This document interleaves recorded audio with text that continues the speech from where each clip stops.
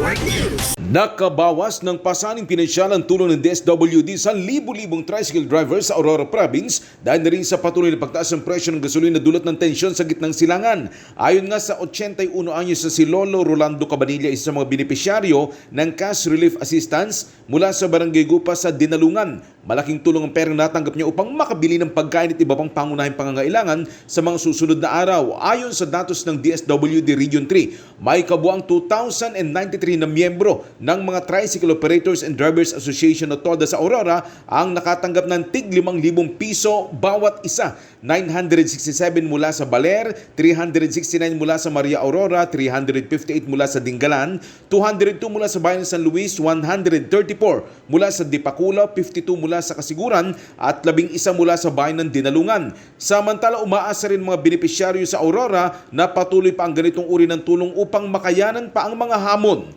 sa ekonomiya. Kasama mo sa RMN Nueva Ecija, Radyo Manais Blanca. Tatak RMN. RMN Network News.